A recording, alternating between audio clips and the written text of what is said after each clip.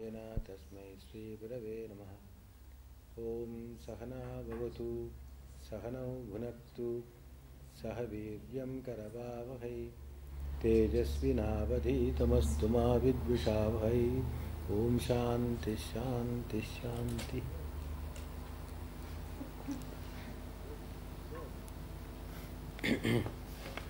Though this is the third talk in the series, since the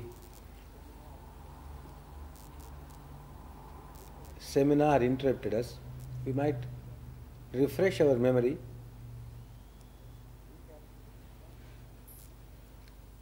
and recap what was done during the earlier two sessions. We were trying to look into the simplest and the basic problem of problems.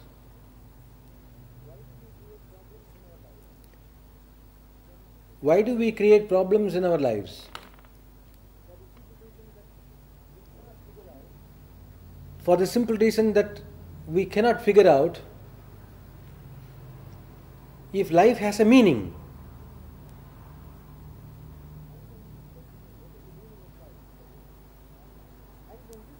What is the meaning of life?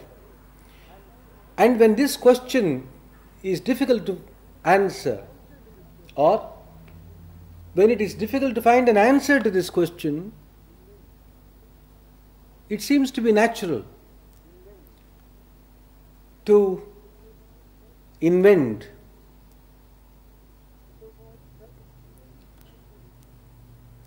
the so-called purpose of life and then try to reach it. It is what I would call an intellectual, psychological, or at times even spiritual cannibalism.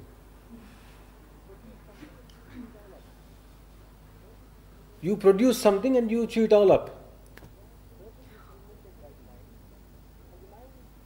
The purpose is invented by the mind, and the mind grabs and chews that purpose and it feels quite satisfied. I have done it. You've done nothing. You thought that such and such is the purpose of your life, and you have chewed it up and felt quite satisfied that I have achieved the purpose of life. Is that what we are here for? Then you and I have to admit that even the worst criminal, tyrant, dictator, butcher is on the right path. He invents a purpose and fulfills that. Is that the meaning of life? Who is to answer this question? I? The ego? The ego being one of the sprouts of an unknown entity or quantity,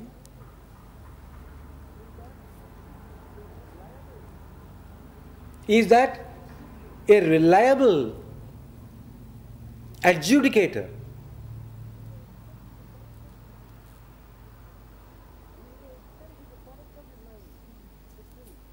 The ego itself is a product of this mind which thinks.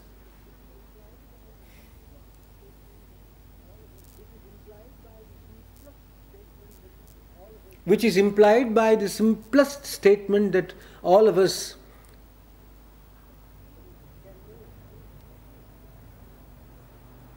can make. And that is, the mind makes me think. That sentence means a lot more than what it looks on the surface. The mind makes me first, then makes me think. So that me, the ego, is itself a product of this mind, the first product, if you like, if you want to be very proud of yourself. The ego itself is the first product of the mind. And how does that, and then this ego produces more thoughts. And how do you expect a thought to answer the question, what is life? In that case, do we have any other instrument of knowledge?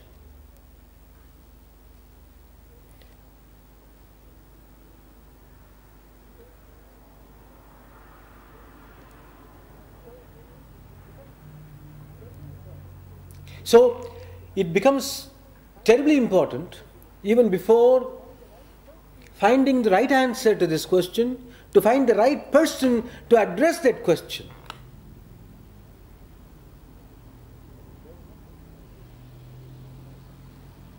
Umberana? She's nodding. I am asking her a question. She doesn't understand it. Why not? Because I am talking in a language which she doesn't understand. This question can only be addressed to someone who can answer that question.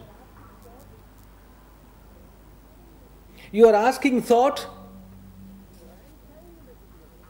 which is a grandchild of ignorance, not even a direct descendant.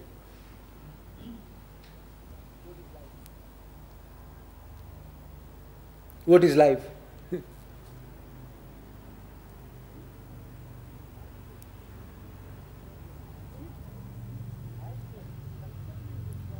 If after considering this problem very, very deeply, you can come to the only wise conclusion, I don't know, then suddenly you realize that I don't know is the nature of mind. I don't know is the nature of the ego. Don't know, ignorance is the nature of the ego. Ignorance is the nature of the mind. Ignorance is the nature of thought. And thought cannot answer any of these questions.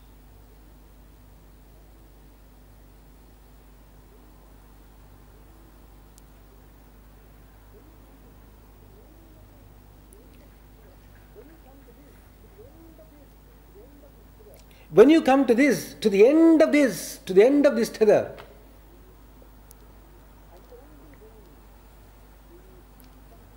and only then do you see something beyond.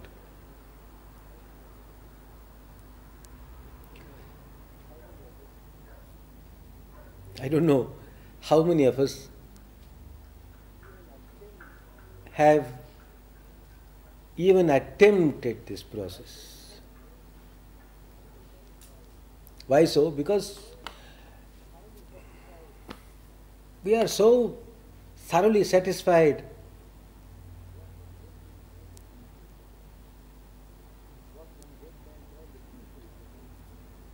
with what one great man called the tinsels of life. Nothing hurts us. We have become so thick-skinned, and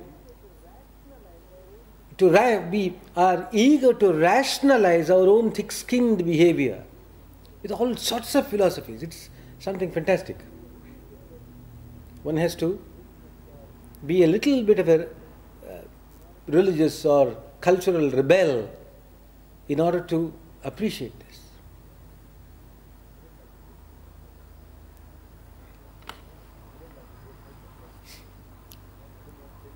I don't like that word culture, but and I don't want to tell you why, because it's not very decent explanation.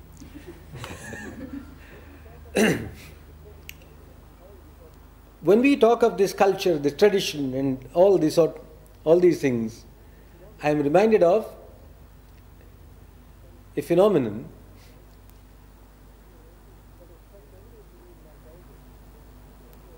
that was quite familiar to me in my childhood. Probably you have also seen it in those days. Those of you who are of my age group. The roads were not tar sealed in those days. They were mostly dirt roads. And during the rainy season, ruts used to form. especially when those roads were used by horse carts and bullock carts and so on, and not motor cars. Deep ruts used to form, and they are the most delightful things in the world. The bullock cart drivers used to appreciate those ruts like the greatest gifts on earth. You know why? They could put the cart into that rut and twist the bullock's tails and then go off to sleep.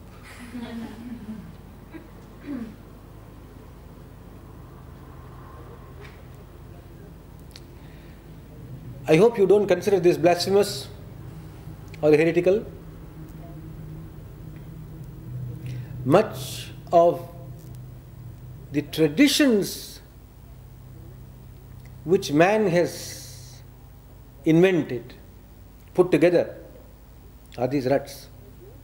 Very convenient. You don't have to bother, just boom.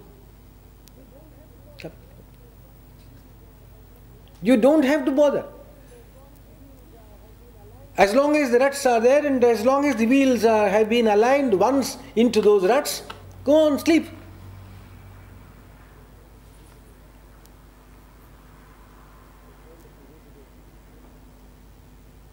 I was told a few days ago, two good friends of mine in South Africa were driving from one city to another at night. There was an accident. The Swami who was driving was killed, and the other young man who was sleeping on the back seat woke up to find himself in an ambulance. Hey,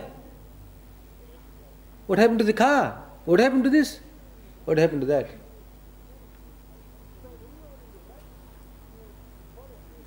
So when you are in this rut, you fall asleep quite comfortably and nicely, wonderfully, and then suddenly you find yourself somewhere, where, I don't know where.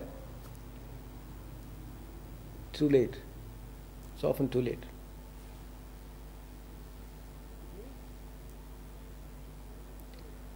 It needs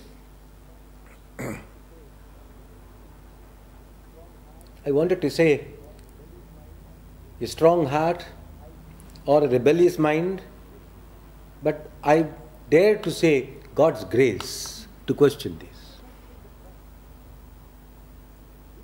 To question that rut. Is this what we are here for?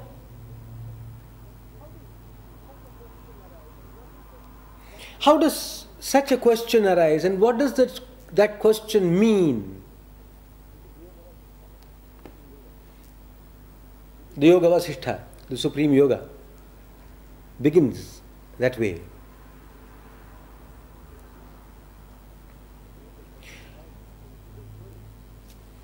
I won't take much of your time telling the whole story. There was a prince called Rama. It is said he was an incarnation of Vishnu. You believe it if you want to believe it. Reject it if you don't want to believe it. That's no problem. And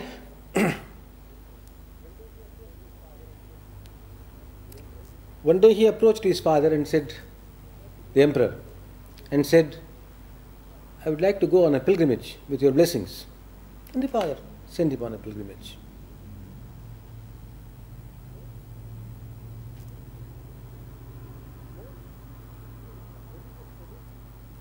Most religious traditions emphasize the spiritual benefit of religious pilgrimage. Let's put it that way. The spiritual benefit of religious pilgrimage. Have you seen a building? Have I seen a building? Building, Yes. yeah. And is church a building or something else? It's also a building? Building. Yeah. And a church in Perth or Sydney or somewhere else is about the same as the church in Europe, America. What is so special about that? And if you also believe that God is either everywhere or present where all of us assembled together in His name, then why do you want to go all that way? Just to feed the travel agents? What is the spiritual benefit of religious pilgrimage? It is that you come into contact with the realities of the world of which you are totally unaware.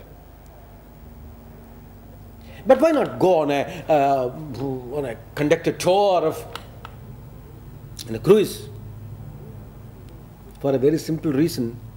You go on one of those trips from here to India, they pick you up at Perth airport, drop you in the first class hotel in Bombay, and pick you up from there, drive you in air-conditioned coach, and drop you in Ashoka Hotel in Delhi, pick you up from there, take you in a super air-conditioned helicopter, drop you in Bangkok. You see nothing.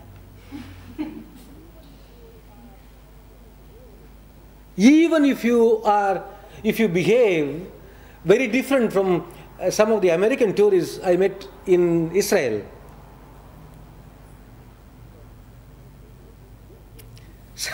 It's a group tour. And I was staying in the same hotel with this group. 7 o'clock in the morning, the conductor of the group, 5 minutes from now, we are leaving. Okay, everybody scrambles. Swallows a toast knowing that it will find its way. It will find its way out if it wants to. So, ready. And then they are taken precisely like sheep from one abattoir to another.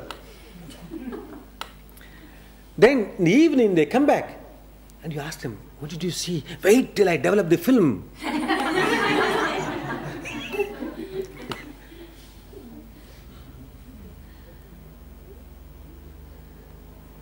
Have you seen such tourists? Right. Even if you are not that, you don't see what you need to see. That life is very different from what you were brought up to.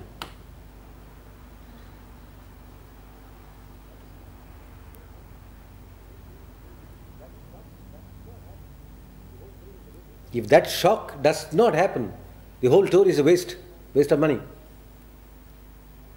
waste of time, waste of energy.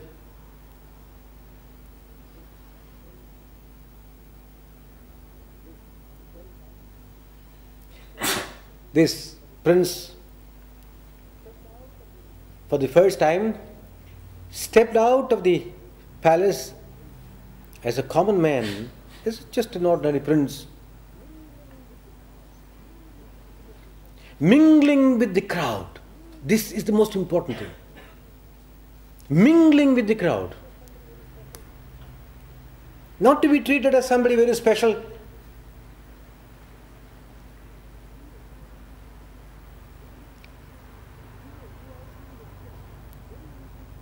To be a VIP in a different sense. Very insignificant person.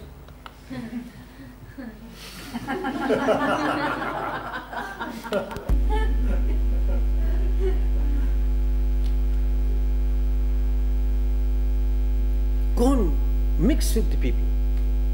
You might catch a bug or two, never mind. They have been living with them. There are thousands of those bugs. Doesn't matter if you catch a couple of bugs. Then you appreciate, oh, I thought life was so and so. Life is not. Something different. I thought this was the purpose of life. It is not. Something different. I thought this was the meaning of life. It is not. It is something different.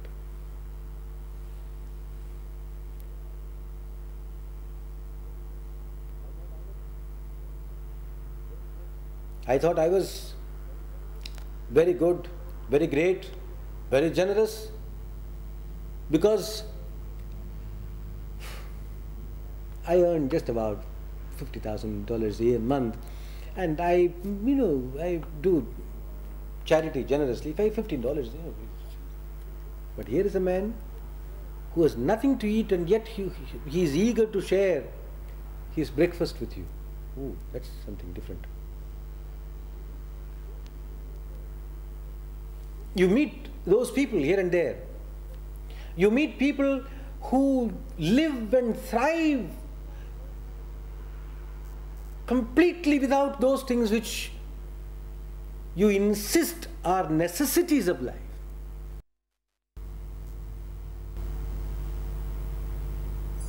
And you begin to wonder, oh, life is different.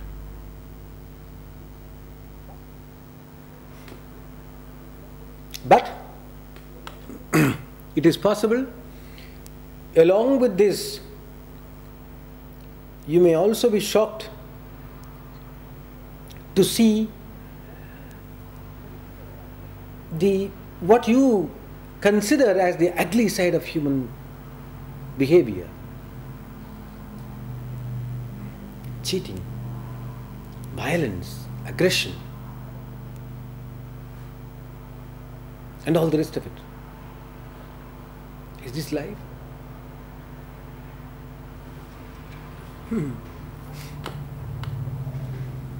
If this happens, then you are really on a pilgrimage, and you come back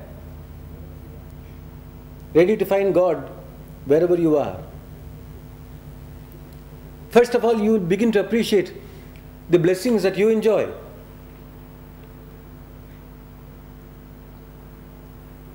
Correct?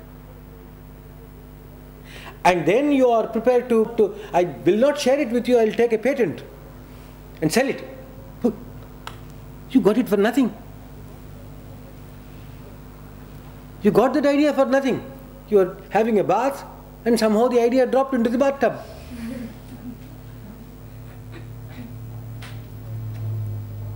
But it's my idea and I am going to sell it.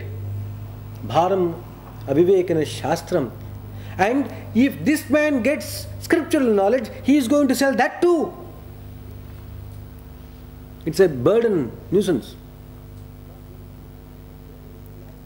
It is not going to enlighten me, enlighten in the sense that makes me light, travel light, without any burden, without excess baggage. That is what enlightenment means. Not that some kind of video lights, but enlightenment. Feel light. And if your head forehead is loaded with scriptural knowledge, it's certainly going to become heavier and heavier. It's a burden. And why do you want to carry this burden? If that is not going to be of some use to yourself, in awakening yourself, in seeking enlightenment,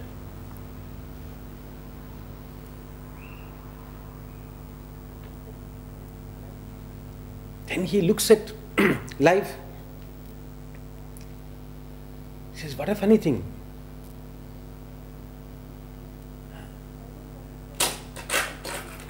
He says, I don't understand this life itself.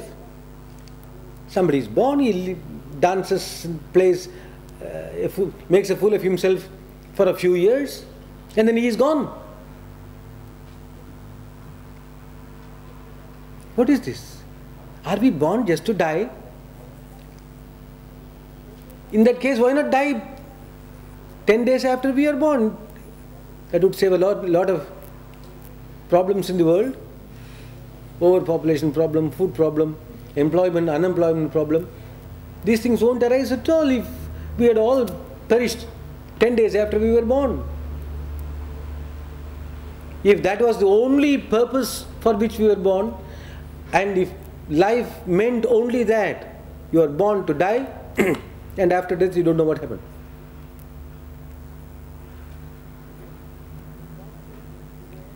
Then Rama says, these are all ideas from the first chapter, first book of the Yoga-Vasistha. Then this prince says,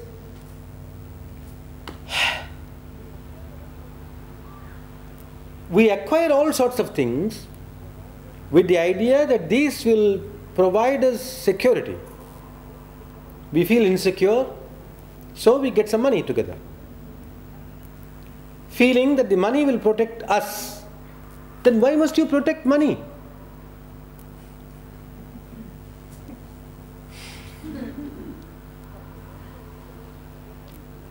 All your life you are worried about what happens to that money. Are you protecting the money or money is protecting you? If you are mutually locked in that position, you are dead. You are not moving at all. You feel insecure if you live alone, then you go and get married. But then you are worried about each other now. There is no security there. Then you say, all right, if we have a couple of children, they will protect us. The problem of insecurity expands in geometrical proportions in relation to the little expansion of the family or whatever it is. Every little thing you possess in order to achieve a sense of security in turn possesses you and creates a greater sense of insecurity. You go to Bombay or some of those big cities or Calcutta, there are men sleeping on the roadside. They are not worried. They are not afraid at all. You go to some of these big European cities or American cities, they won't let you in. Push a buzzer. Who is there? Your mummy.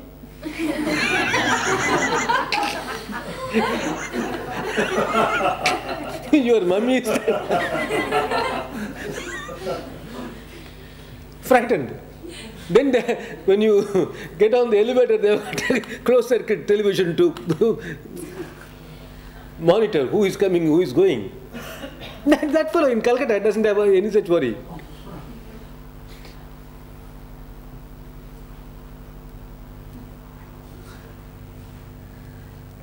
This is what Rama says.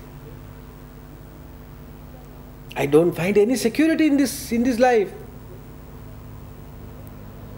Everything that we create in order to protect ourselves destroys us.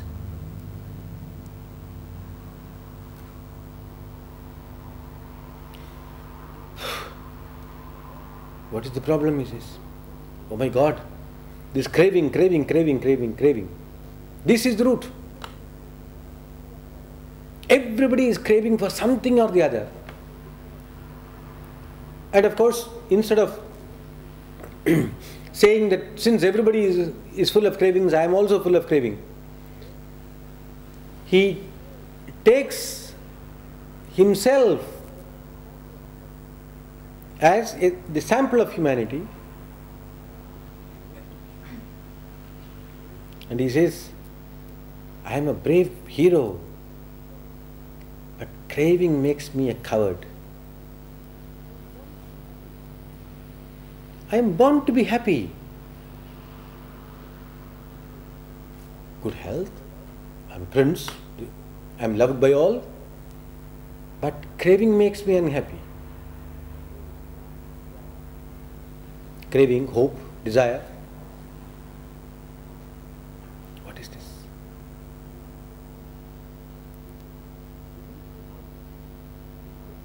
With these questions, he returns to the palace.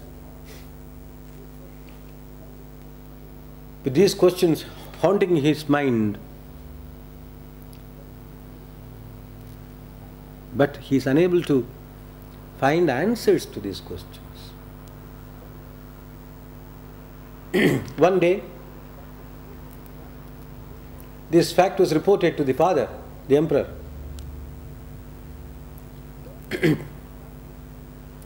Lord, your son spends most of his time alone brooding. We have no idea what goes on in his mind.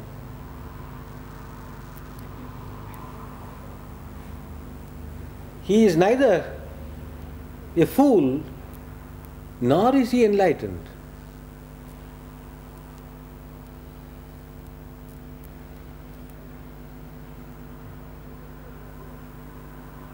It's neither here nor there. And we don't know how to handle this situation. He goes on muttering, what is the use of this life? What is the use of this life? But he is not depressed.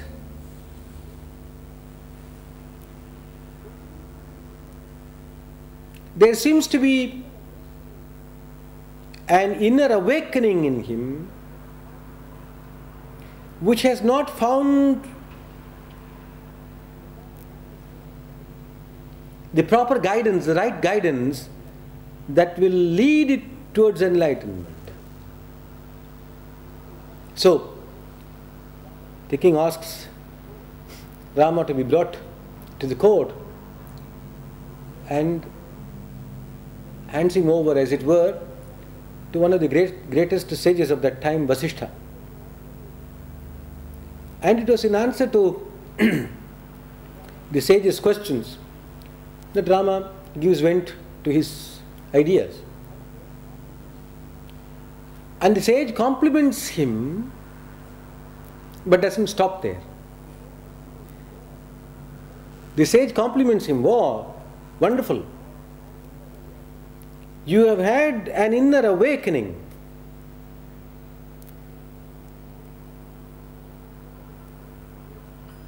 That is what I would call viveka. This word occurs quite often in the beginning of the Yoga-Vasistha, in later stages also, viveka. We are told that unless there is the stirring of this viveka in us, it is not possible to find an answer to the fundamental questions concerning life. What is the meaning of life? What am I here for? Who am I?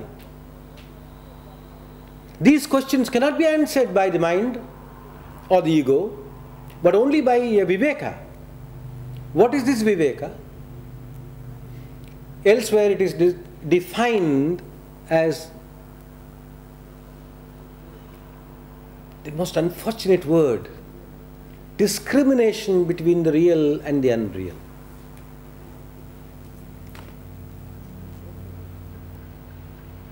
Most of the great sages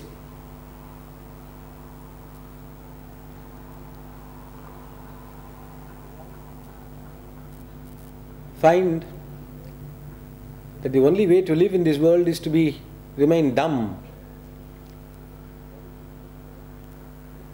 Why is it so? Because any word that is used is immediately picked up and either abused, misused, or loaded. One clear example is the word love. You know what it must have meant to St. Paul, for instance, and what it means to Hollywood, from where to where.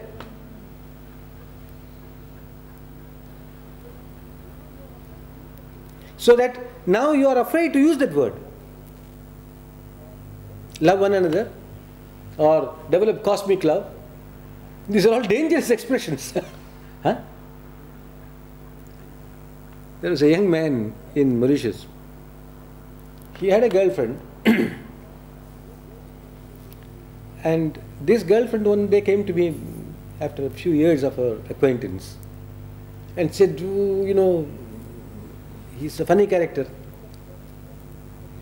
He picks up girls and drops them, picks up and drops them.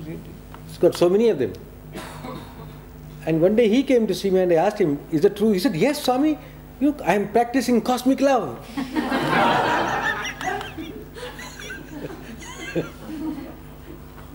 I am practicing cosmic love.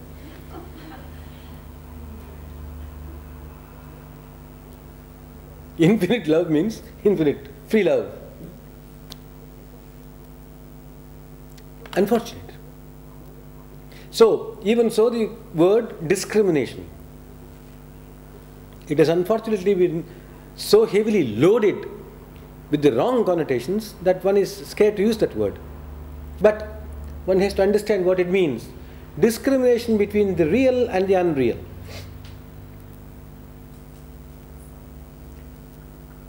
does it mean? Our problem is we never question. We go and ask somebody, what is the reality? My God, you're asking me what reality means? Do you think I am real or not? Otherwise you wouldn't ask me. Do you think you are real or not? Otherwise, who is asking? First, get yourself fairly clear about these two. You are the questioner and I am being questioned. Please find out what is your reality and if I am real too.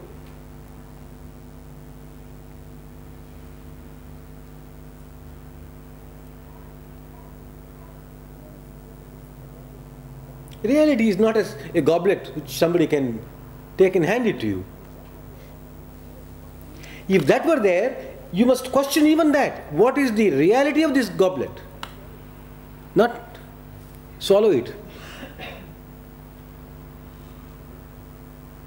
Discrimination is that. Viveka is that. Viveka is something which questions, what is the reality of this?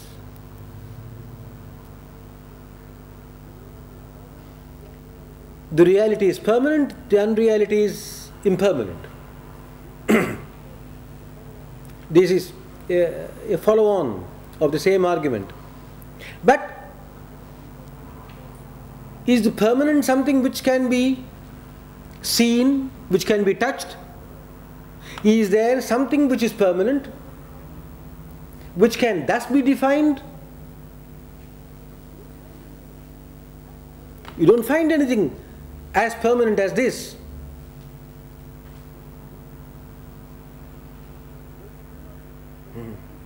When you do not define these words, permanent, impermanent, real, unreal, then a different type of intelligence arises from that. If you keep inquiring into everything to see if it is real or unreal, if it is permanent or impermanent, then a very different type of intelligence arises, discrimination arises, wisdom arises. And a certain attitude, a certain behavior, a certain vision flows from this discrimination. This is viveka. And the action that flows from that is vairagya. Vairagya is also difficult to define. Vairagya has been defined as dispassion. Dispassion. It's complete passionlessness.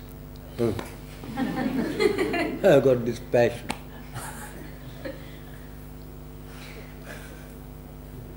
You are passionately attached to yourself and you are completely dead. It's not dispassion. That is not vairagya.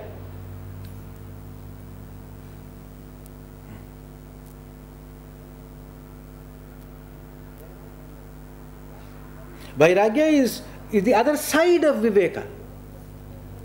So, in order to understand what vairagya means, one must understand what viveka means. Viveka is discrimination, but not discrimination in the sense of I know this to be unreal. I don't know that this is unreal. I know this to be impermanent. This is quite simple. It was made a few years ago and it will be destroyed a few years hence, therefore it is impermanent, therefore it is unreal. It's a very academic discussion. It's brain work. Can we go a little deeper into this problem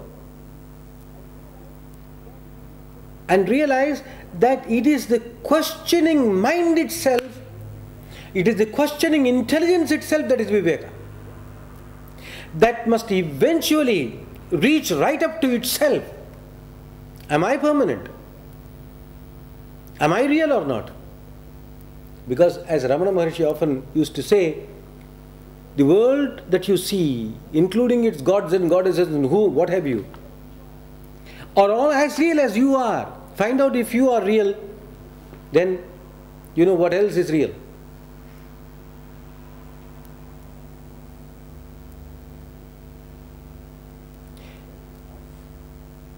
When that is clearly seen,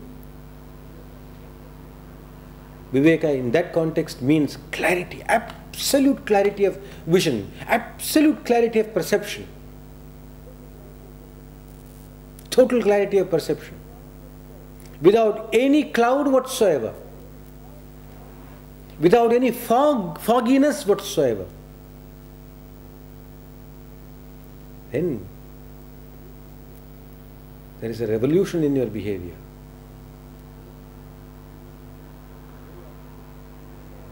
Very often this Viveka and this Vairagya, discrimination and dispassion, are mistaken for what my Guru Swami Shivananda used to call juvenile enthusiasm.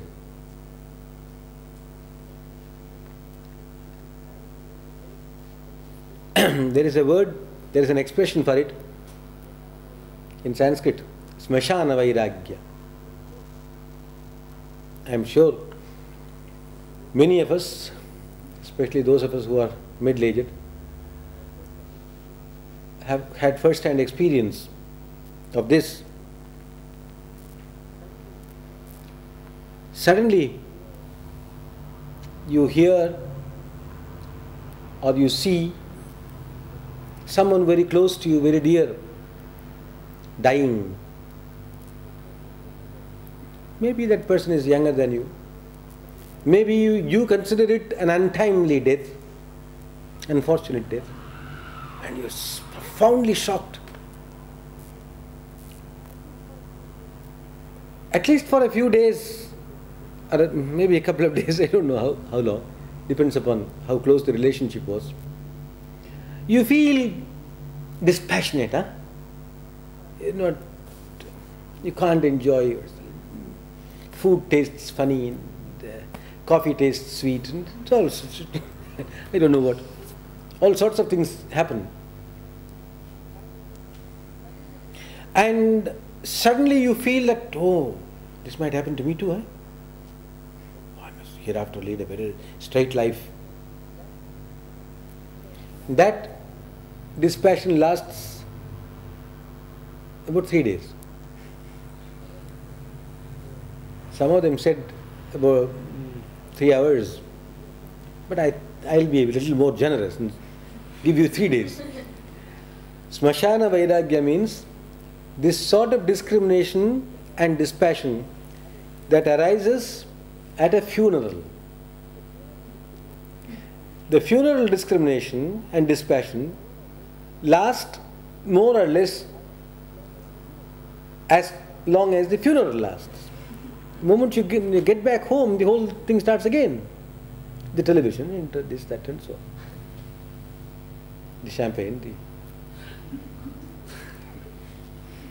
it becomes another sort of party. That's not discrimination and that is not dispassion. Why not? Because that itself has become impermanent and therefore unreal.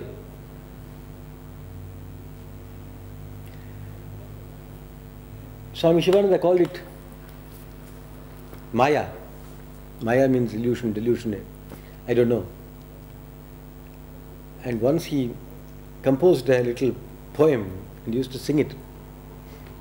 He had his own way of singing it. When your wife quarrels with you, Jai Jai Ram, you think of renouncing the world and becoming a Swami Sitaram.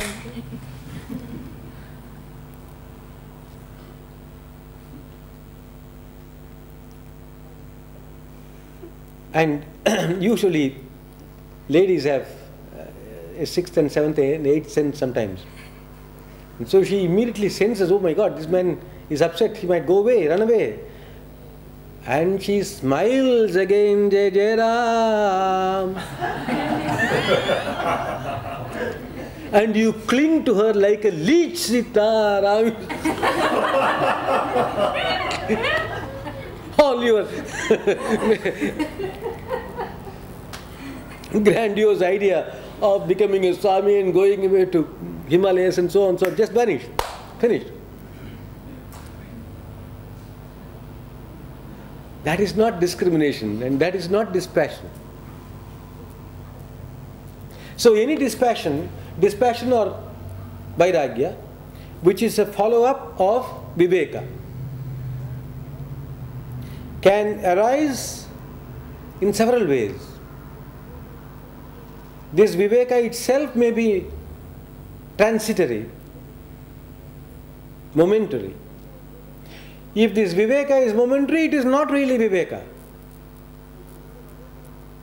If this inner awakening is momentary, it is not an awakening.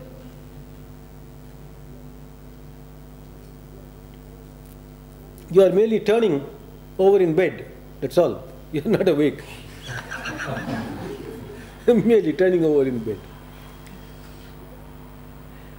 Because if this so-called awakening happens because of a failure, and it is limited to that, then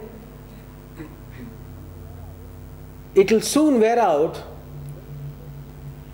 when a temptation is placed in front of you. I've seen this.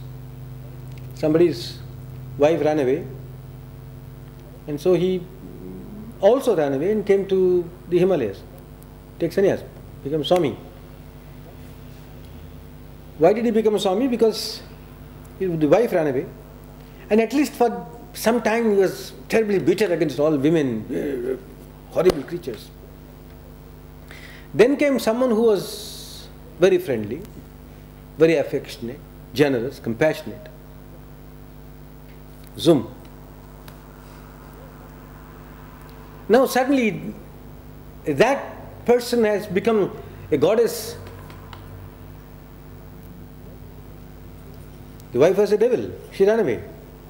But now that she has come, who is generous and who is very full of love and affection and service, oh, you are a Devi, you are a goddess, I will come away with you. He went away. So, any sort of awakening that is brought about by such shocks and failures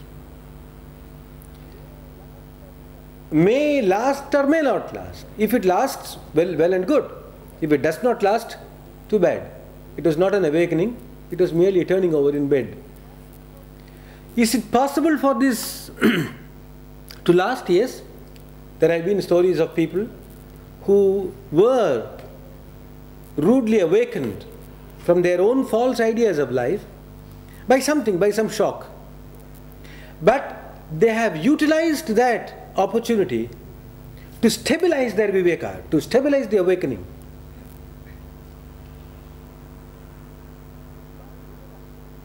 By realizing that this is not an exceptional experience on my part, but this is life. I am not the only one who has been singled out for a misfortune. When I am struck by a misfortune, I look around and I see everyone has had the same experience. So, it is not your experience alone, but it is something inherent in life. Or is it? The question arises. Or it is possible, like as in the case of the Buddha and perhaps in the case of Rama, you do not even have to pass through these experiences, but merely observing life intelligently.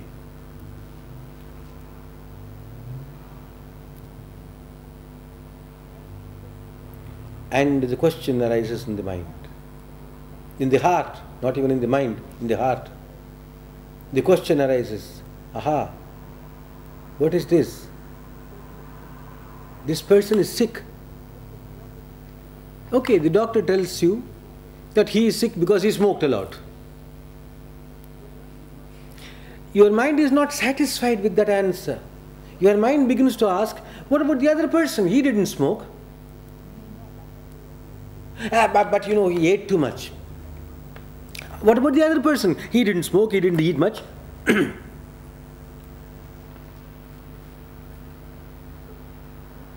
So, instead of being satisfied with this haphazard explanation, you probe and probe and probe and probe, and ultimately you find out, as long as there is a body, there will be disease.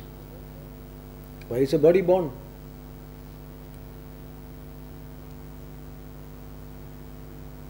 A question, serious question.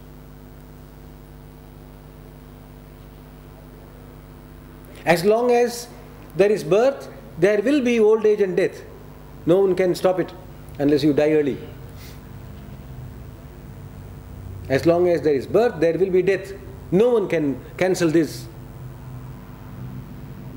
What is the meaning of life? So, brushing aside these trivia, the intelligent person dives deeper and deeper into the stream of life itself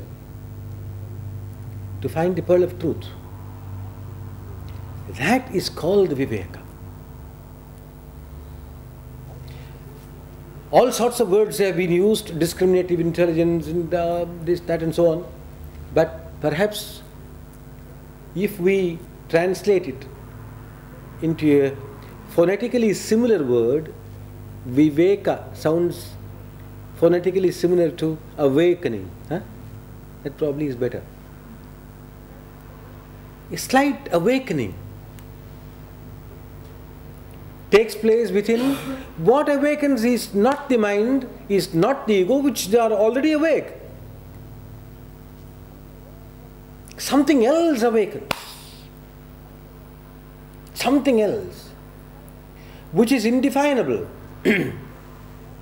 because it is beyond the mind. This awakening itself is beyond the mind. The awakening itself is beyond the ego. It is the ego that begins to question, unable to answer itself, find the answer.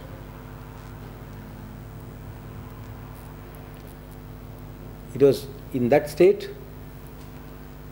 that Rama submitted his vision of the world, of life, human life,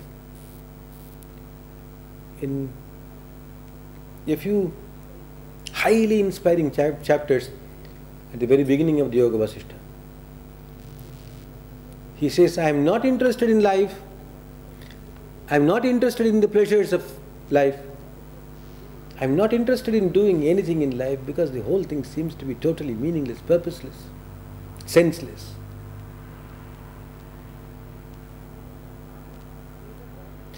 Is that wrong? No.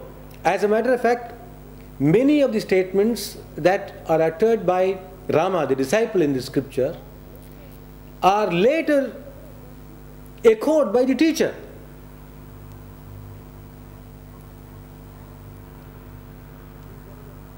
This is another peculiar mystery.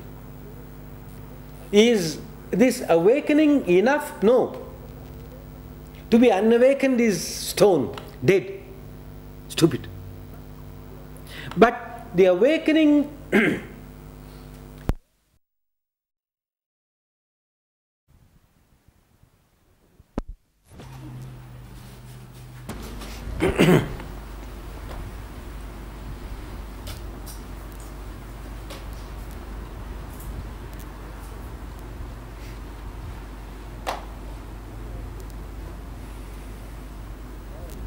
some aspects, if not all, of the teachings of Vasistha that we are studying during these afternoons may be difficult for us to understand or grasp, for a very simple reason. that our terminology is different. The meanings that we relate to not only the words that are used, but the concepts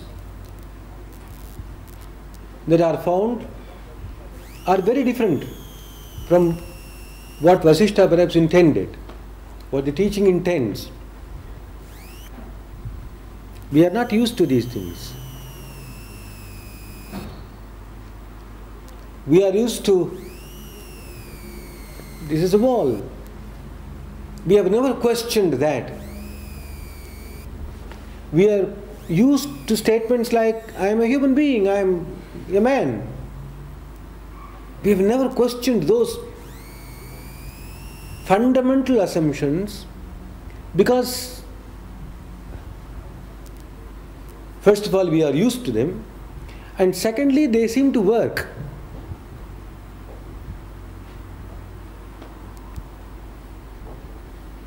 Now there is a revolution in physics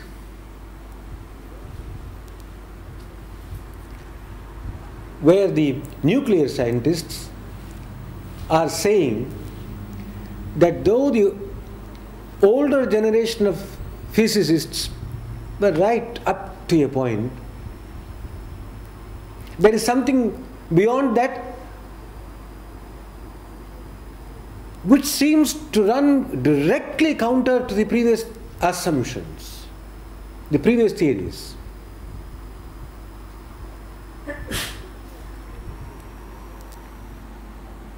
A new assessment is taking place there, and the Yoga-Vasistha is a new assessment of life itself.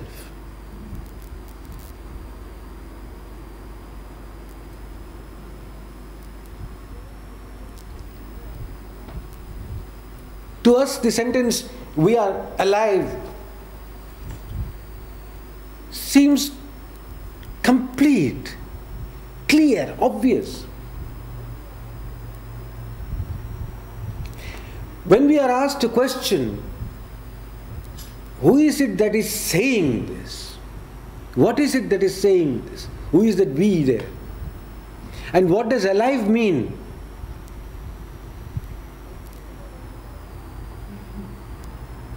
What do you mean alive? I am alive. And then you realize that perhaps even that word alive could mean different things. I am alive means one thing. I am alive to your presence means quite another thing.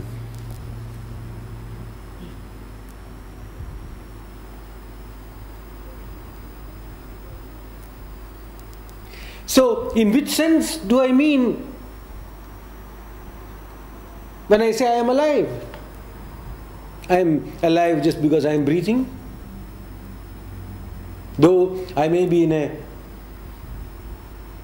state of coma or some kind of hallucination, or am I alive to whatever it is? These are some of the fundamental questions which we normally shy away from, but which seem to be fundamentally important. If life has to be meaningful, and if the meaning of life has to be unraveled, discovered. The troublesome part of this whole process is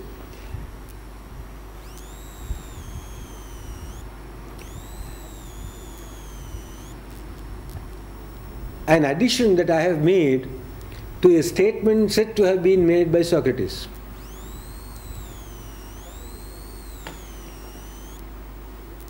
Socrates, I believe, once said, "The unexamined life is not worth living." This is printed. You find it in books.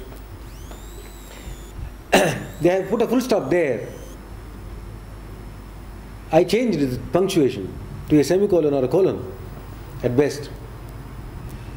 Second, continuation, second part of the sentence is, if you begin to examine it, you find it is not worth living either.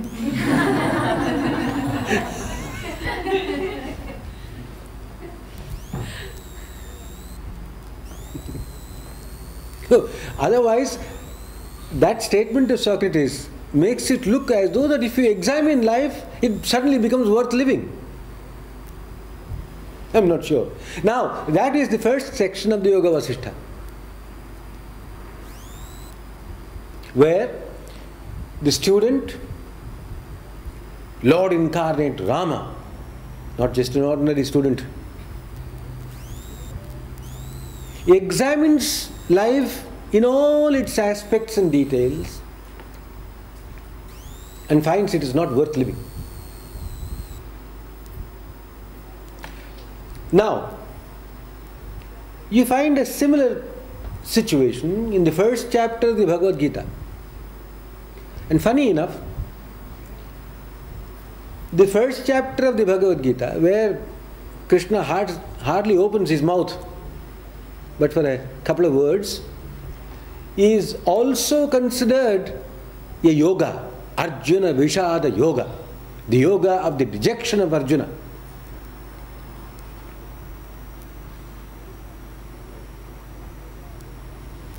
It is not Bhakti Yoga, it is not Karma Yoga. I'm sure you have not even heard of this yoga known as Arjuna Vishada Yoga. This is a new yoga, but it is the oldest yoga.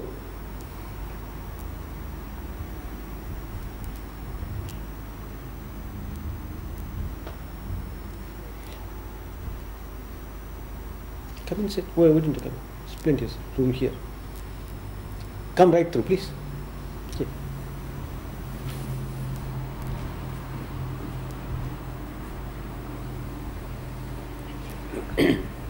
And right in the beginning of Yoga-Vasistha,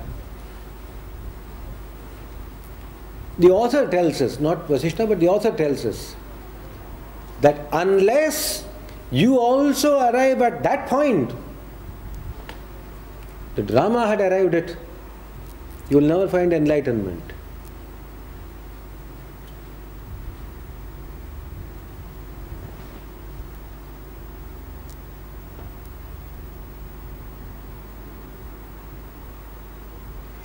It's an extremely puzzling statement.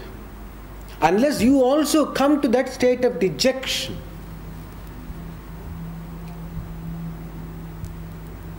examine life and find it not worth living at all.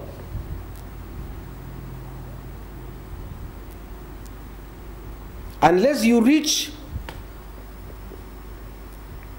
the edge of the cliff,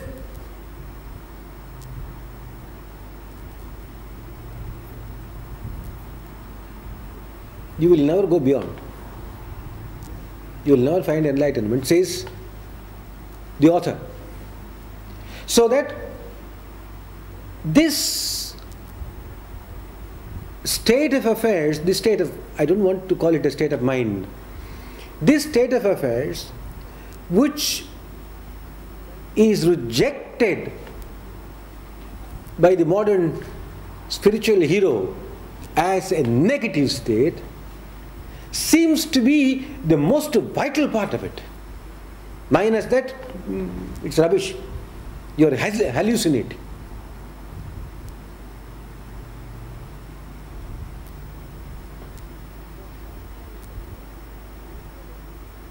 From that point of view, they say that the people, the so-called normal people, positive thinkers, and people who find that life is marvelous, fantastic, this is the best of all worlds that God could ever have created and all the rest of it, are living in a fool's paradise.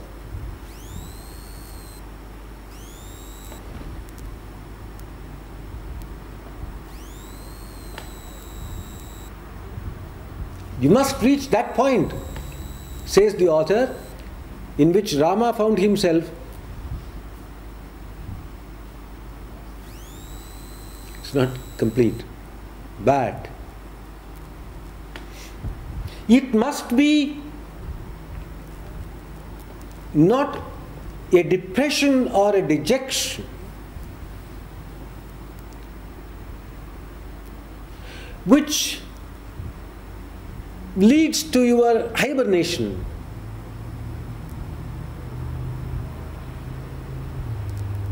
to inaction, inactivity, laziness. In that laziness is the very opposite of this dejection, where you are prepared to give up and accept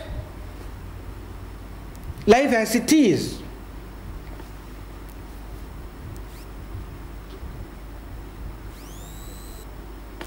It must become impossible to accept life as it is. Even though it is very painful, and the other alternative seems to be glorious. We are so broad-minded, we are so positive thinking, we are so positive, and we have such, mark very carefully, we have such total faith in the Creator that we are ready to accept the world as it is. It sounds glorious, but that's the attitude of a coward.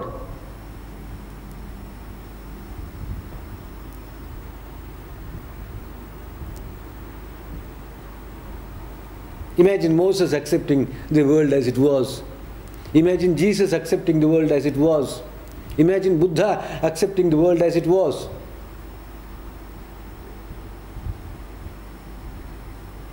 They were heroes. They suffered, of course they suffered. And you and I may not suffer or undergo the same sufferings as which they did, but we might have a rough time, tough time in our own way.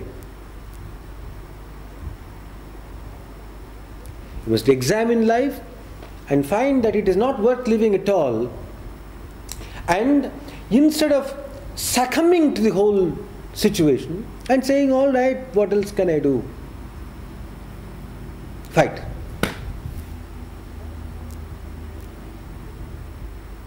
Try to find some meaning in all this. The meaning of sorrow, the meaning of suffering, the meaning of all this mess. Then what otherwise might have been depression suddenly becomes awakening. Hi. This is the difference.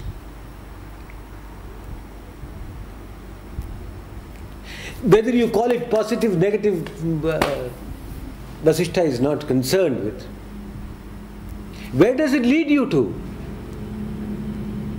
Does your examination of the life lead you to a state of depression? Depression means, I repeat, acceptance of this mess as inevitable.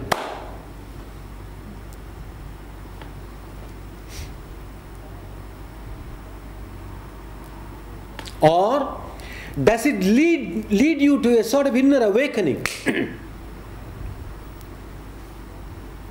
In the case of Rama, the author tells us that they had decided that there was an awakening.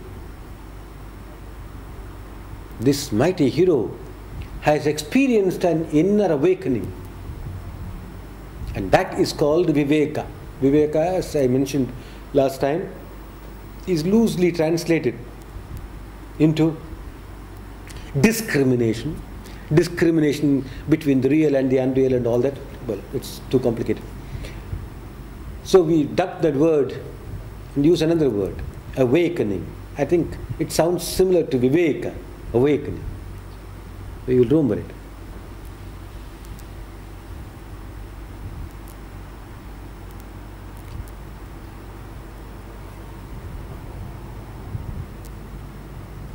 There is a little snag in this awakening. Otherwise, this awakening might become enlightenment.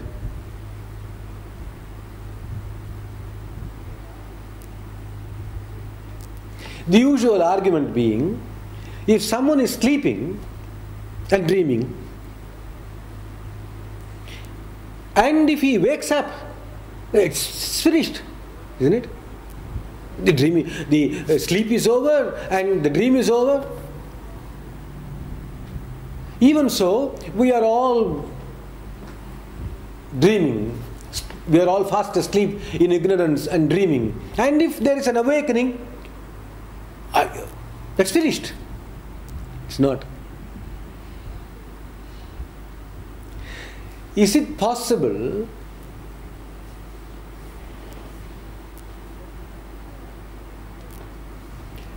that the dreamer, when awakened, dreams that he is different from the dreamer?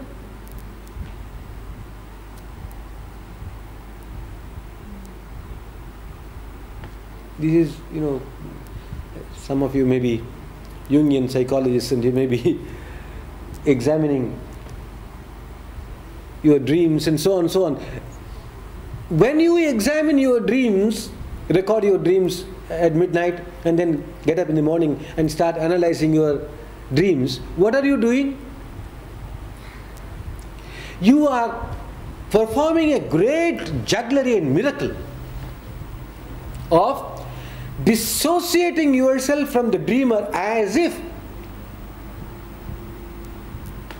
the analyzer of the dream is someone totally different from the dreamer of the dream. The same fool is dreaming another dream now.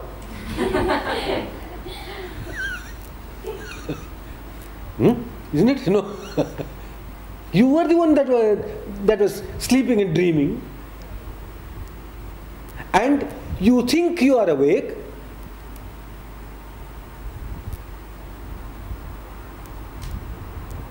and you think that the dreamer is out there, and I am able to look at the dream and examine the dream, analyze the dream and draw a tremendous lesson from something which is myself.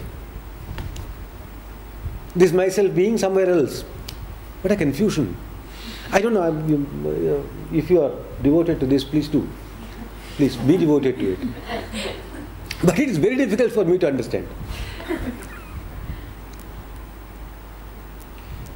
This is a serious possibility.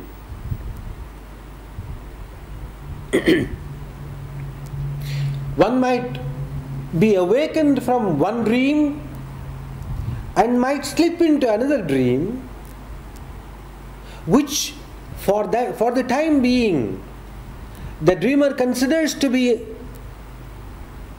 an awakened state.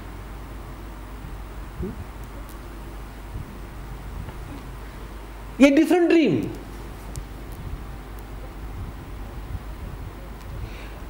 But is it not true that the fellow had an awakening? Yes, of course it is true. But as soon as he was awakened, he slipped into another dream, calling it a state of waking. Okay? It is only from that point of view that some great masters assert that this awakening is also a process, and that there could be several series of awakenings.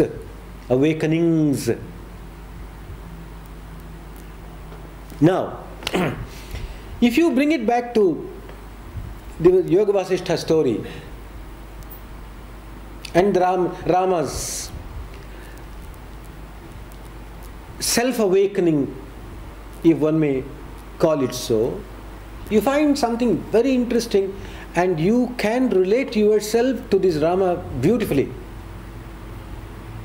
You examine life, what do you see? You see there are horrible, terrible, wicked people in this world. There are butchers in this world. There are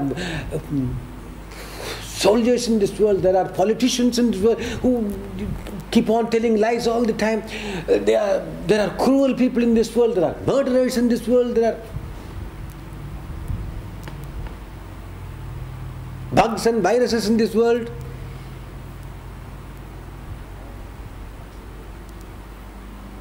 All out there. Out there. he is a vicious person. Oh, that fellow is a liar. This is a great cheat. Look at him.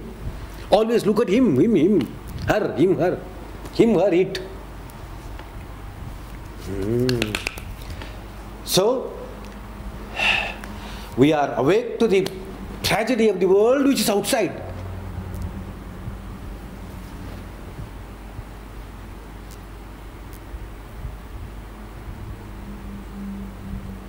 It is an awakening, no doubt about that. But if that was all, then it is possible you will start a new and fantastic spiritual cult or a new religion, world religion. I am going to banish all the, careful, I am going to banish all this and throw all these stupid people away and raise a generation of enlightened men and women. What happens to those people? They have to be destroyed by you. Isn't it fantastic?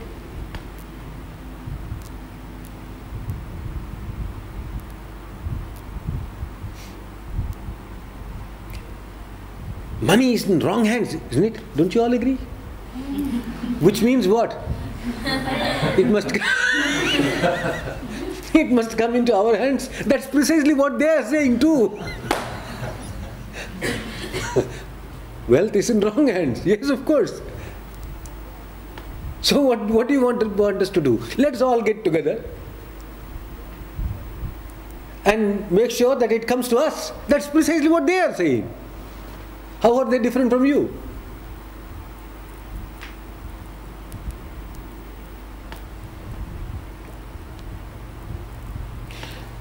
That is one awakening, but there is one more, something further.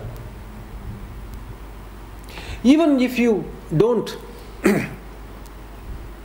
jump into the same boat of greed and violence as the other people do, you may, like some of my friends did here, some of my friends do in America or in the Himalayas, you may say we withdraw from all this.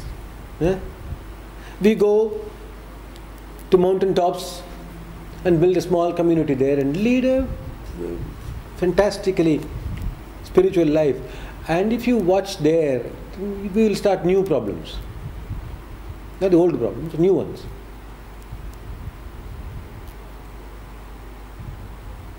You will withdraw from the world. Reject the world. As if the world is outside.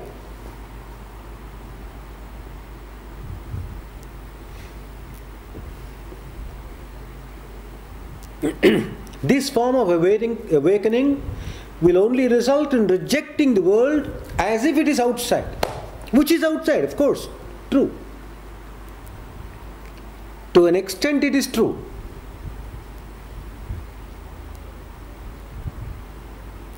And to an extent even that can be called dispassion or vairagya.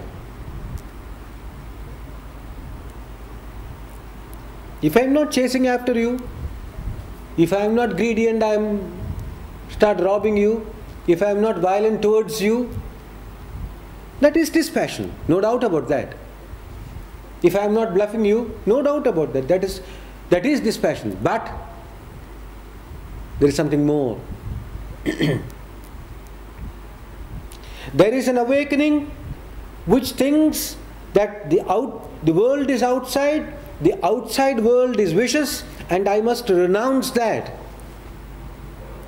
That is an awakening, quite valid. But that is not a complete and total awakening.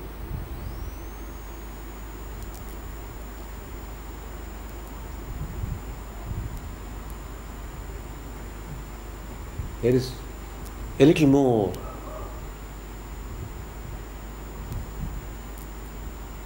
And that little more has to be worked out by oneself, perhaps with a little prodding, a little help, a little inspiration from someone else, whom you call a great master.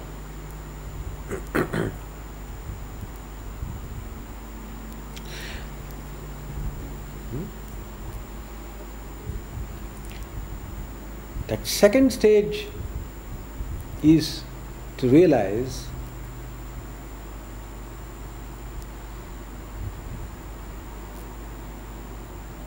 that I am the world, I am part of the world, I am the world.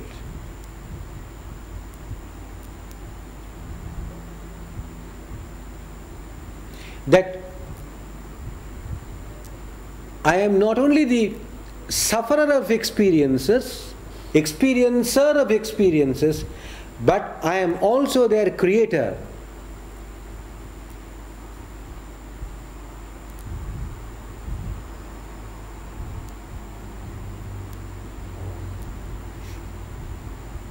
If you are unhappy, you are the creator of that unhappiness and then the experiencer of the unhappiness. Otherwise you would be unhappy in your sleep. When you are awake, you begin to think, and you begin to think you are unhappy and then experience that unhappiness. Now, this is a second and a stronger awakening. And this stronger awakening leads to an even more drastic form of vairagya. And here, it is not merely a sort of dispassion, which could be an absence of passion, absence of craving, absence of desire, but vairagya in the sense of uncoloredness, leading towards unconditioning of the mind or unconditioning of the awareness.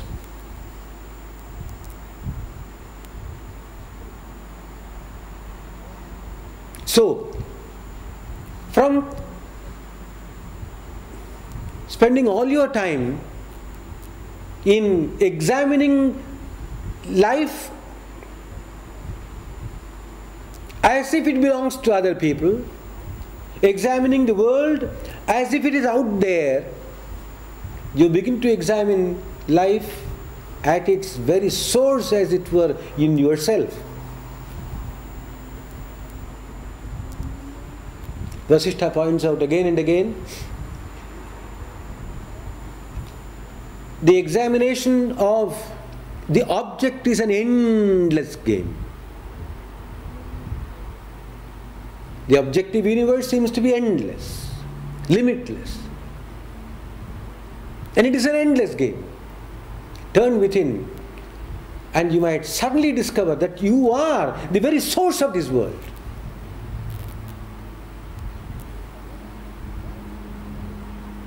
And all its experiences and ugliness and beauty. So, is it possible to become aware of it right there? Then you realize that there is a strange inner filter, as in a camera. There is a strange lens, like the lens, the shaded lens that people wear. If the lens is shaded dark, you find even luminous places darkened. If you find it is bright, you find everything bright. You find it's a colored lens, you see all objects colored by the lens, color of the lens. Suddenly you discover that, my God, the world is not what I thought it was. I have not understood this world at all. Now, if you watch yourself as these words enter your ears, you suddenly realize that something is flowing towards you. Maybe it is a hallucination, but you will experience it. The world is not what I thought it was. Ho ho. The thing comes into me, towards me. I see there is something in me that is the way it is. And when consciousness or awareness becomes aware of the world through those lenses, the world takes on different appearances. Suddenly one man becomes a friend, another becomes a non-friend, a third one becomes a stranger. And then suddenly, like a kaleidoscope, the thing rolls over, and suddenly the friend becomes non-friend, and the non-friend becomes friend. Confusion.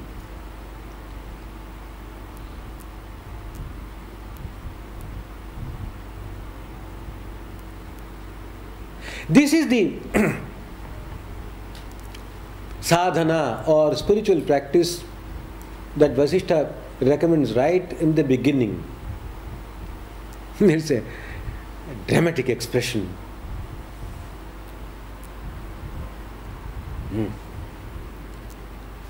Gnash your teeth and put forth supreme effort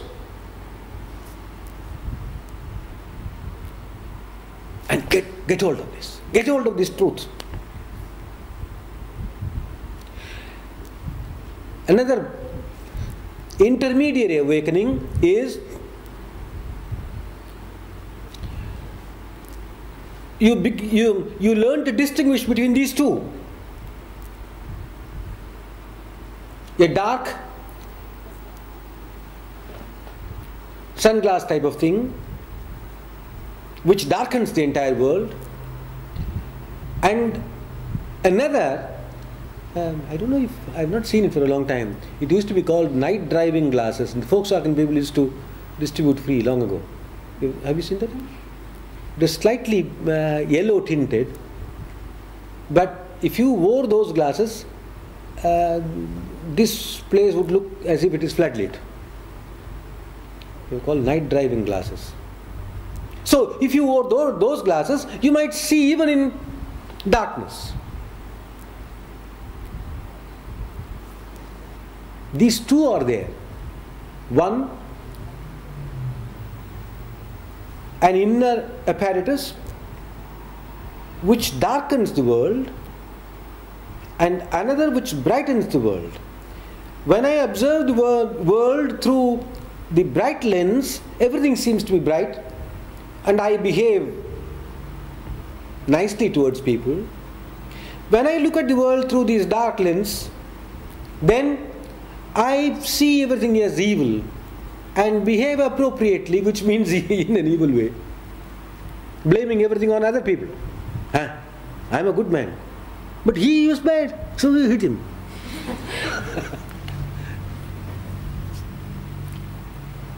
Correct?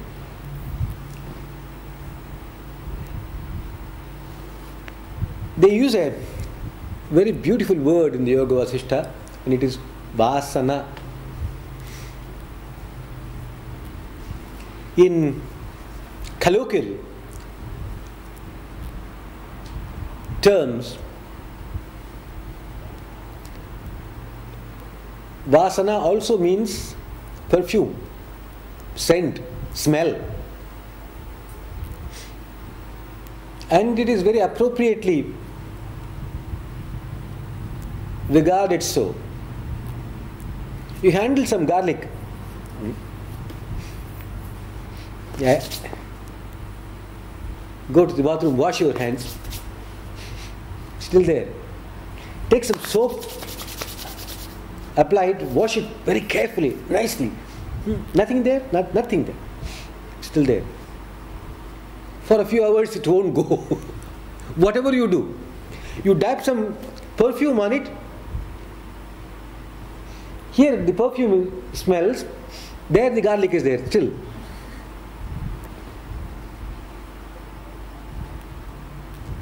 That is called vasana. Who do you want?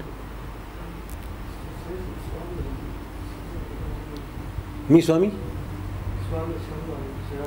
Is there any Swami, somebody here? Don't.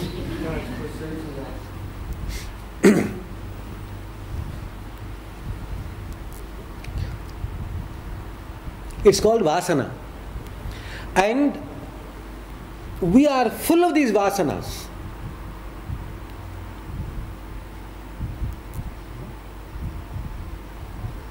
Vasanas, I suppose I can use the word vasana without changing it. It's not possible to translate it. Vasanas which have been left behind by past expressions and experiences. When you do something, an impression, your vasana is left. When you experience something, your vasana is left.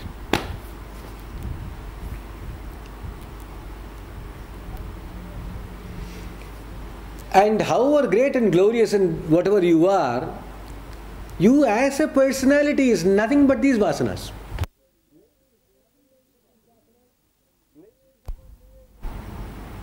Layers upon layers of these vasanas.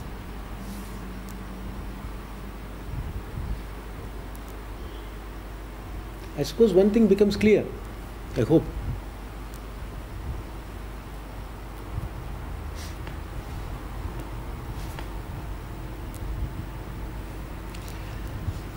Most of us have done this, but perhaps we have forgotten. If you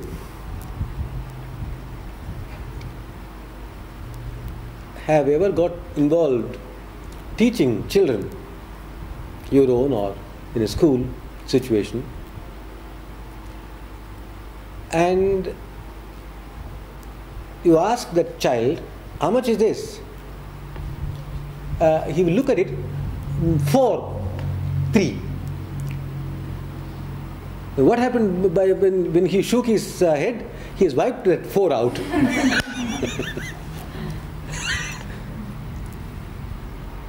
I saw some adult do that. I have forgotten where. Means you have wiped it. It's one of those unfortunate things that this does not wipe anything. Not even your nose.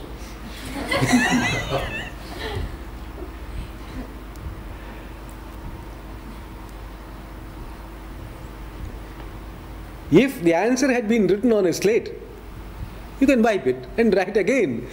But since the answer was written in space, it cannot be wiped by shaking your head.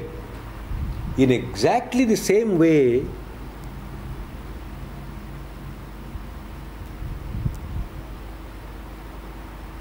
the vasana cannot be wiped out by applying some kind of cosmetics. To come back to our garlic and perfume, once the garlic is applied on the hand, no amount of washing and perfuming is going to cure it completely. What will cure it completely?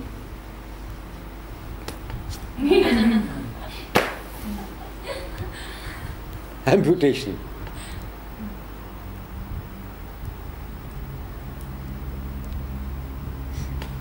Anyhow, that comes later. Not yet. Now, right in the beginning, the master commands, paramam paurushamashritya dante dantan vichurnayan. Resort to tremendous self-effort. Gnash your teeth and promote the good vasanas. This you can do. You cannot completely eradicate the bad vasanas, but promote these good vasanas so that it enables you to tackle the further problems wisely and efficiently. Now, I said a few minutes ago that there could be a series of awakenings.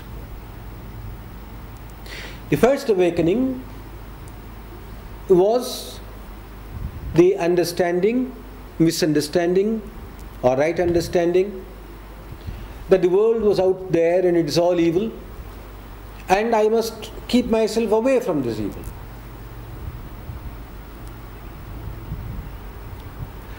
If you get stuck there, then you will constantly be looking outside for pleasure, and you will blame all your pain on outside.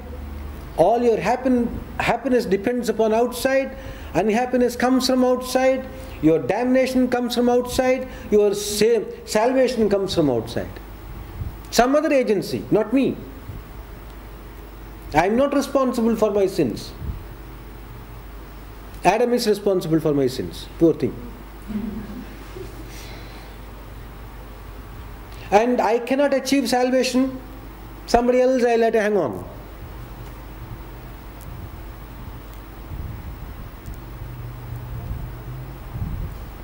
That's right up to your point. It's okay.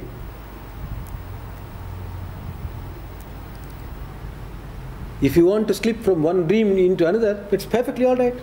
Go ahead.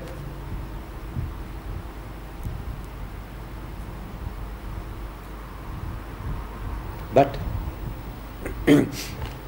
when that dream comes to an end, you suddenly wake up. Wake up, this is another step. Please don't think that this is the final one. Final one comes later. Suddenly realize, I am the creator of my unhappiness and the enjoyer of my unhappiness.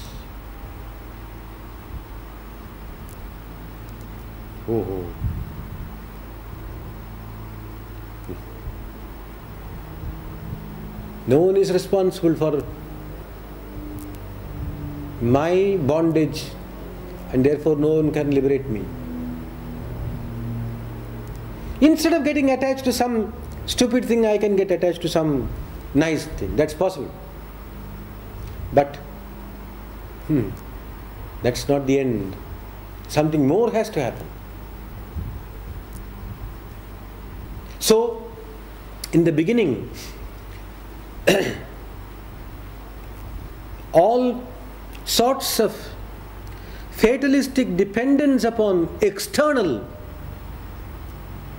aids and salvation techniques and saviors are ridiculed in the scripture. Come on, wake up. You have to wake up. Somebody can help you, gently shake you or pour some cold water on you. But if you turn over and start sleeping again, nobody can really wake you up. You can go from one dream to another. So wake up. And there, nothing but self-effort, self-effort, self-effort, self-effort. And when in the course of this self-effort, when you try to promote your good vasanas and turn away from these bad vasanas, you can do that. Turn away from the bad vasanas and promote these good vasanas. It is then that you come face to face with the maker of these vasanas.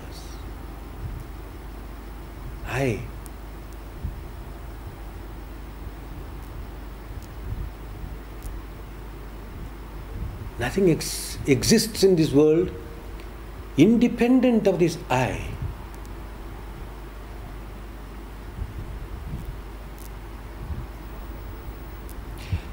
The problem here is that you cannot reach this point and engage yourself in meaningful inquiry, effective inquiry, if the mind is still sullied, muddled, muddied. In a muddied pool, nothing is clear. The mud has to settle down and the surface must be steady. Then it becomes transparent. You can see through it. So, in order to be able to see through this thing called I, that is the creator of the whole world. That is the world. And therefore, the experiencer of all its troubles and sorrows and joys and delights, if you want to examine that and look through this thing called I, the mud must settle down, the muddiness must settle down, the muddledness of the mind must settle down, the defects in the heart must settle down, the evil vasanas must settle down, and even the good vasanas shouldn't agitate the mind and the heart, and they must be steady.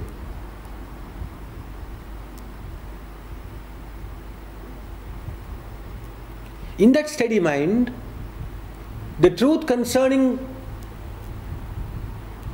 the ego and the world is revealed abundantly clearly.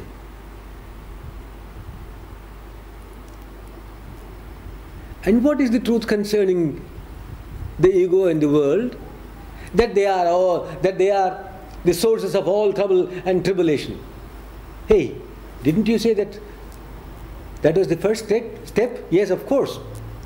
It was the first step, and then you passed through all this and you came back to the first step.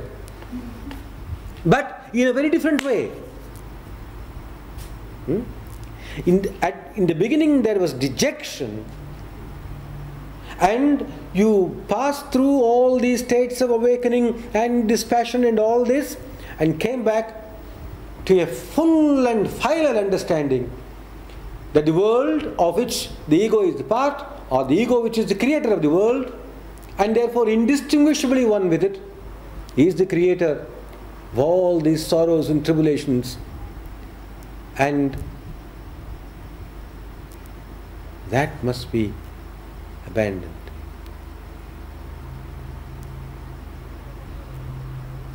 The ego does not abandon the world. I do not abandon the ego. But in the full light of this inner awakening,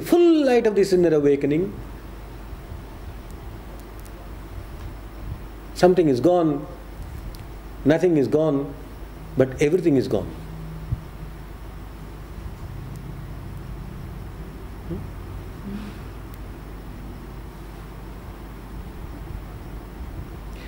Is it possible, having listened to all this for 50 minutes, that it's clear now? If it is, you are completely muddled. You are in an enormously interesting dream. Now arises one last and terrible doubt.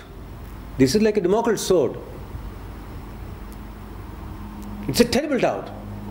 How do I know that this too is not a dream? You said that the first awakening was a dream. You said the second awakening might have been a dream too. How do I know that this is not a dream? As a prelude to Vasistha's discourse on the truth, a sage tells Rama, you are awakened and you have realized the truth, but it is good to go to an enlightened master, submit your experiences and seek guidance. This is what the Upanishad demands. Uttishtata, wake up, jagrata, remain awake, prapya varan nibodata. Then go to some great one and reach enlightenment. If self-effort was so important, why should I go to somebody else? In order that you do not mistake hallucination for enlightenment. Here a small brief story is told as an illustration. There is a very great sage called Shuka. He was born enlightened.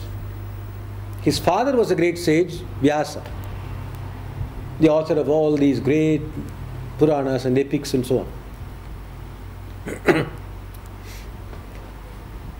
One day Shuka approached Vyasa and said, Father, I have examined the world and life, how the world arises and how it plays and what happens and so on, and I have come to a certain understanding. Is it right? And he said, yes, my son, you are perfectly right. And that is what the scriptures say too. Is it all? Have you ever tried to teach your own children? It's very difficult. Is it all? That's all. And the old man understood the problem, the difficulty. He said, yes, but I know only this much. And the scriptures say only this much too. That's also your experience. Now please go to a great master called Janaka. He is the emperor. Please go to him and he will enlighten you further. And this young man went to Janaka, announced his arrival through a messenger. That messenger went and told the emperor, so and so is waiting outside. Okay. They understood the signal, they ignored him. They ignored this young born sage and probably heaped all their rubbish on his head. And he stood there absolutely unmoved for 7 days. On the 8th morning, the emperor called him in and sent him direct to the harem to be entertained there. Girls dancing, singing there. He was unmoved. I want to meet the emperor and get enlightened. That's all. I am not interested in this or in that. After that, the emperor called him to his presence and he said, What do you want to know?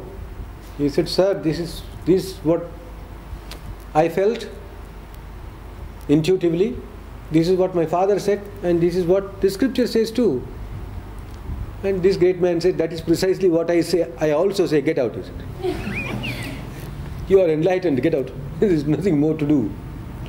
But those few words from this great master, in confirmation of one's own research and conclusion, puts the seal of authority on it. There is always a lurking suspicion that even these great spiritual experiences you might have had, revelations that you might have had, intuitive understandings that you might have had, are true but. That but is removed when you reach the feet of a great enlightened person. And if there is a defect, if there is a deficiency, he might point out the way in which to overcome that and reach final enlightenment. When he was told that, Rama turned to the great sage Vasistha and he began to teach him. And the teachings we will look into next week.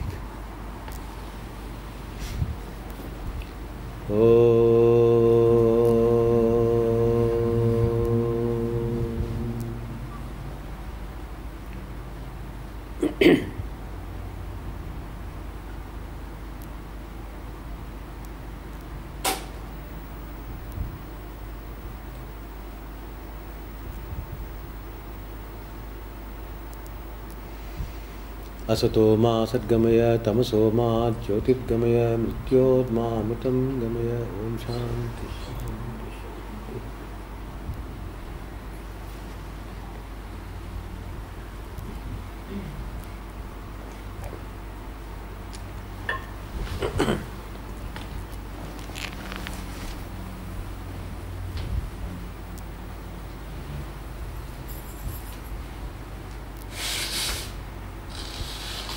Happy New Year, everyone.